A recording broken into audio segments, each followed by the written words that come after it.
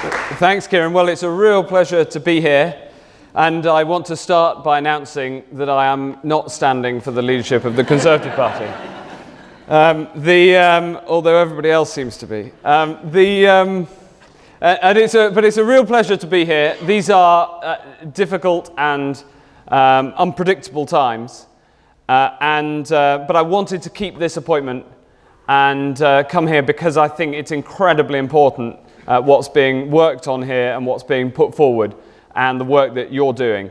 And we will support that from the government, both from the Cabinet Office and the team here from the Cabinet Office, but also across government. I think that it brings together two vital parts of my portfolio. One is tech and the digital transformation of government, and that's the digital transformation that's an increasingly important part of our lives. And the second is social entrepreneurship and the need to support social enterprise. I was going to start this speech by talking about the digital revolution, but since then a rather different type of revolution has broken out.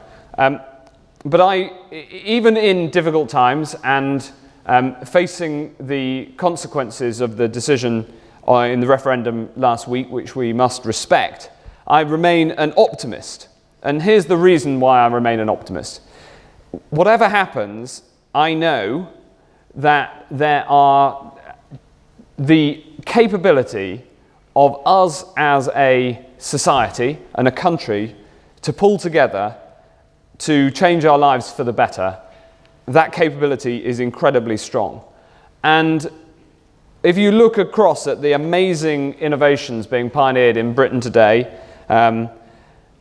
then you can see that we have the capability to make a great success of the 21st century. I want to pick out some small examples of how tech in particular, but ultimately human ingenuity, is making lives better. Open Bionics, a 4-man startup using 3D printing to dramatically cut the cost of robot prosthetics. Bionic limbs can cost up to £80,000 and 3 months, and this team can now deliver them stylishly, a robotic hand, for £1,000 in just 5 days. Look at Alcove, a new company using the Internet of Things to revolutionise adult social care, an area that has been largely unchanged in its delivery. And what they do is they collect real-time data from in-home wireless sensors and build up a profile of an individual's routine, when they get up in the morning, how long they're in the bathroom, and so on. And when something doesn't happen that's regular, then they can send an alert to a loved one or a neighbour. So I've just picked two examples of areas where human ingenuity, tech innovation, is making lives better. And I'm absolutely certain that each and every person watching this is now thinking of other examples of these sorts of improvements. So I passionately believe that technology is part of the solution to the challenges that we face. It can help us deal with entrenched social challenges. It can bring new solutions to bear on age-old problems. And it allows the public and the social sectors, as well as the private sector, to do more and better together, even in a time of tight budgets. And it can help us foster better networks, better sharing, and better connection, and everybody's got a part to play. The government has a part to play, the business sector has a part to play, and the social sector too. Let me start with government and what we're trying to do. In an analogue age, government services were essentially structured by the needs of our own operations, rather than around the needs of the public. And as a result, we have this legacy of a siloed government delivering services in essentially the same way as they always have. The Government Digital Service estimates that for some central government services, 60% of the cost is the cost of internal communication. But the people applying for any service, they don't care whether it's delivered by the DWP or by HMRC or by the DVLA in Swansea, and they don't want to know the acronyms. What they want is the service. So we're trying to bring together that service so that we provide a better service for government. So you'll know the example of prison visits. which used to take about 2 weeks to be booked. They can now be booked online in minutes.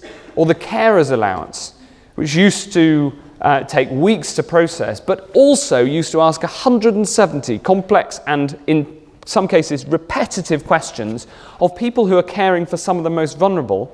And so not only have we made it easier to apply, but we've actually made it the questions that are asked better. So we've re-engineered the delivery, but we've also re-engineered the underlying requirements. And these well-designed public services mean fewer forms filled in error, creating fewer confused phone calls to government, which in turn reduces costs further, but also improves the service that we're delivering. And we've done all of this as part of a change towards openness. So our code, our design standards, they're all put out there in the open, which means that even the smallest charities can apply these tried and tested design principles to their own unique mission.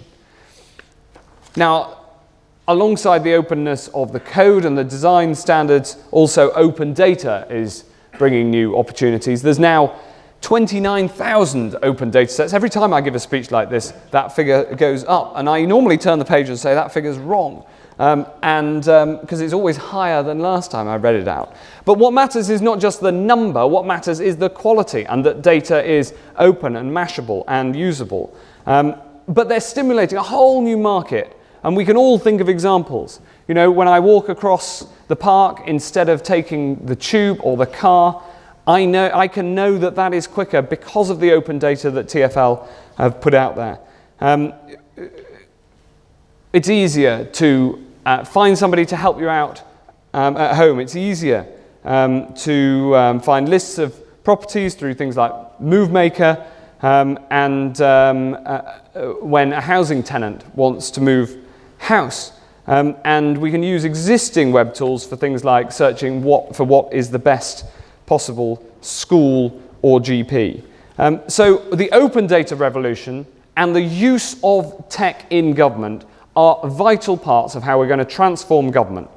But we know that social entrepreneurs and people outside basically move much faster than we do. One of the most important reasons for openness in government is because if you are not open, then you have to assume that government itself can come up with the best answers. And I know, from having come from a software company before going into politics, that when you open things up, enormous amounts of solutions come forward that we would simply never have thought of if we'd only asked people within Whitehall. I want to give a couple of examples. Look at Dr. Doctor. It's an app that provides an online NHS appointment booking service. It reduces non-attendance, which is a massive cost to primary care, by 30%. It increases patient satisfaction and it cuts the costs of admin. And here's the point. They didn't wait for the NHS to build our own appointments booking system. They just got on with it. So we're committed to supporting a thriving ecosystem of tech-driven social enterprises so we can all benefit from these kinds of innovations. And if you think about it, we've made a load of progress. In the last Parliament, we started up the Open Data Institute, Bethnal Green Ventures, and Wayara all came together to form incubators for social enterprise. There's hundreds of social businesses that have got started and made progress. But I am absolutely convinced that there is a huge amount more to do. Now we need to build up the confidence of service commissioners within the public sector so they can feel more open to the idea of working with early stage, tech-driven social enterprises to solve the problems that the public need us to solve. So government and the social sector together have got a huge amount to gain from working together. But I want to end by touching on the role of business. And I can see some people in the audience from some of the biggest tech companies in the world.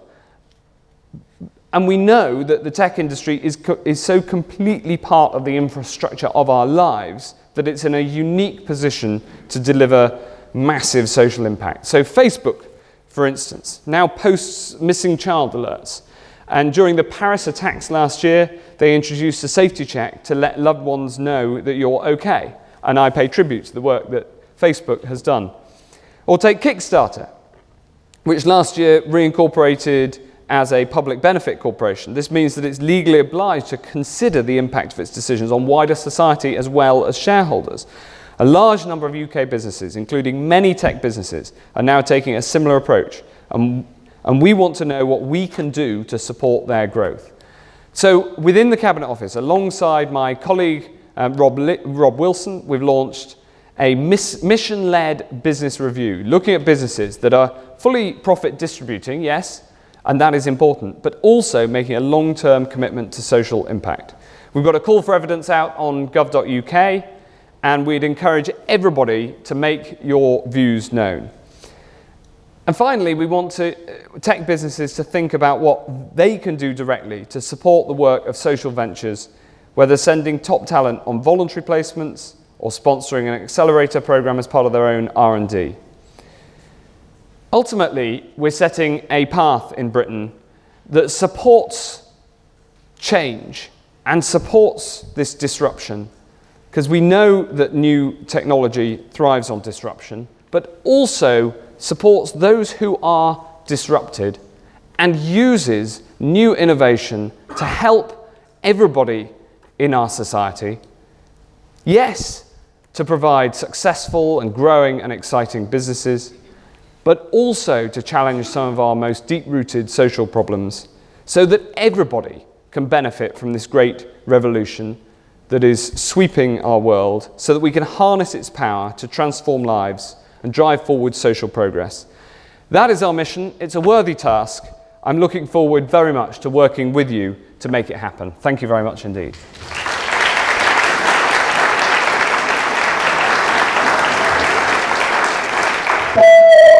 Whoa.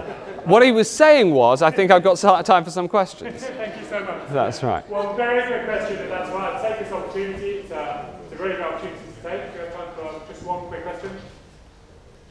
Great. Well, we've solved all those problems then. Where do we contribute to this mission-led question that you're asking, and how will we all collaborate to contribute to that? Will that be shared? Yes, well, it's on gov.uk. It's easily searchable. So that's a consultation paper in the sort of old-fashioned sense. It's not that old-fashioned. It's on the internet, so that's the formal side of it. But also in this room we have the partnerships team from Cabinet Office. If you stand up, partnerships team, right?